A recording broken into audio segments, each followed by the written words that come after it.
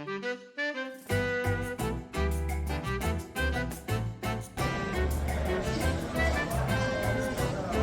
everyone. While I'm sitting here, I've finished dinner and having an adult beverage before we go to Carnival Paradise tomorrow. I thought I'd do an accessibility report on Margaritaville at Sea Paradise that I just got off of. If you don't know, it's a short cruise, 3-day, 2-nighter. It just goes from West Palm Beach over to Freeport and back. So I actually boarded on Wednesday, went to Freeport Thursday, and back to West Palm Friday, and I disembarked this morning, drove over to Tampa to get on Paradise Saturday. The embarkation procedures for Margaritaville at Sea Paradise were wonderful. That I thought was a really good sign. The parking facilities were right close. I was in a handicapped spot. They helped me with my luggage. I had to use my personal scooter because there is no deal with scooter rounds, either for the cruise line or for West Palm, I'm not sure which, but I couldn't get my scooter-round scooter, so I had to use my personal scooter from home, which is small and is not really good for cruise ships. But anyway, that's one strike against them right there. They need to set up a deal with scooter rounds so they got good scooters for anybody that's mobility challenged. But the embarkation procedure went really well. Got on board the ship, and the only part of the embarkation procedure, I was early, and I had to sit around and wait for an hour before I actually got on the ship.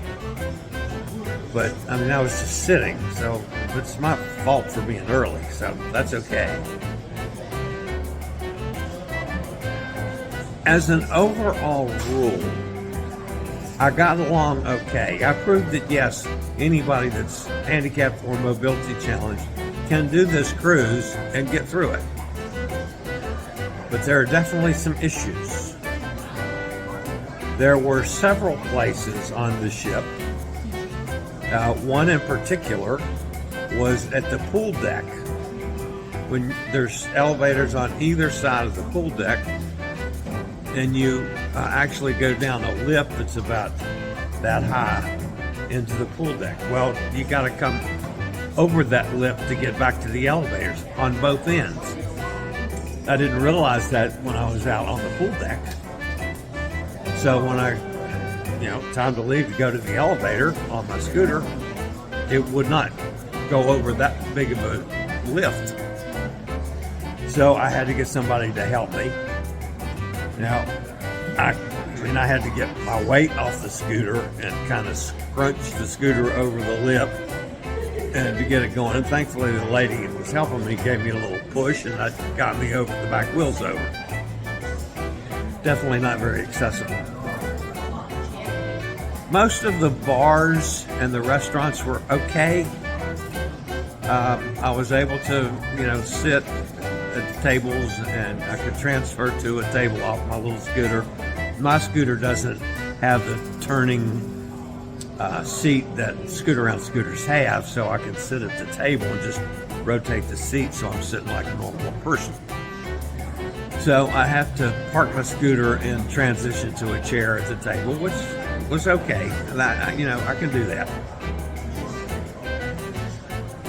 The other issue that I had, or main issue that I had, was the public restrooms. I only found one public restroom on the entire ship. One handicapped public restroom.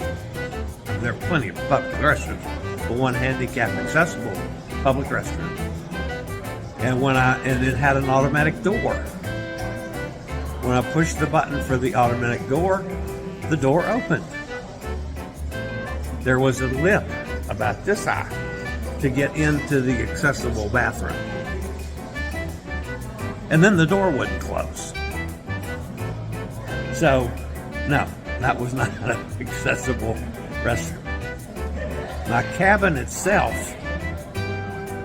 Did not have an automatic door. It was a handicap accessible cabin. The bathroom was fine. As a matter of fact, the bathroom's the only thing I could turn around in. The room itself, if you take, it was 2 double beds head to foot, or twin beds.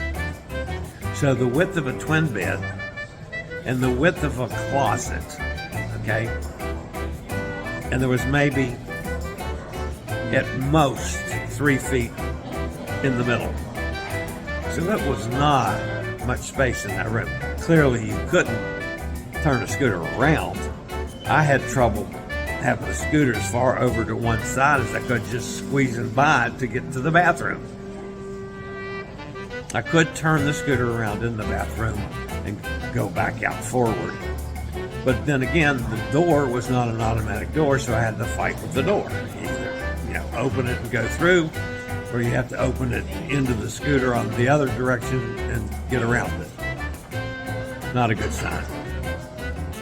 Then the other thing that was a definite red flag, there was 8 elevators, I believe it was 8, on the Margaritaville at Sea. Only one elevator went to decks 12 and 14. Deck 14 was primarily for kids, and one little viewing walk around thing, but relatively small. There might have been a bar up there, but there wasn't any people there when I finally found the elevator to get up there.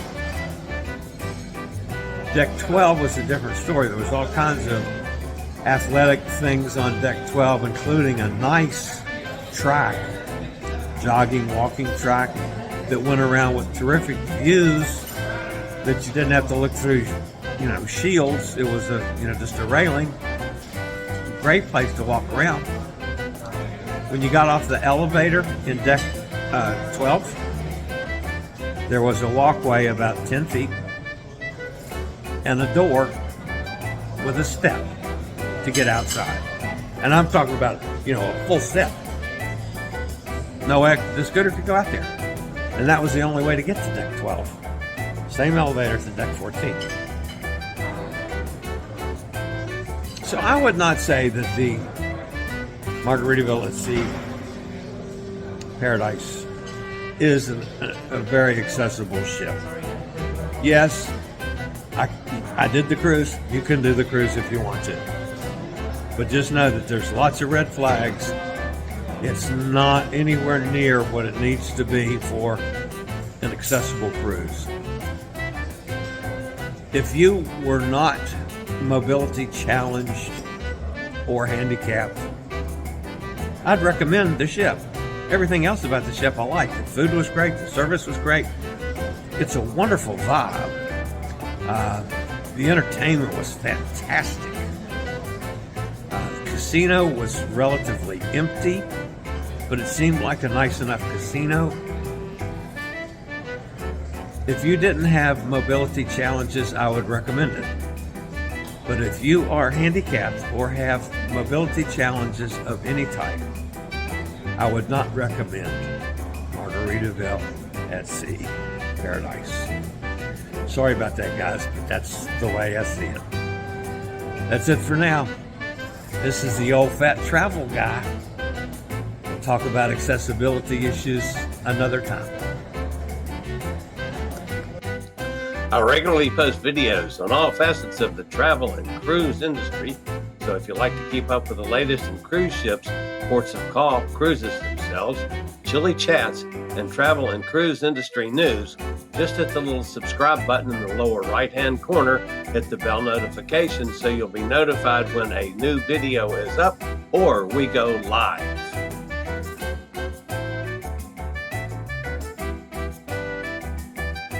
This video was produced by Chillie's Cruises.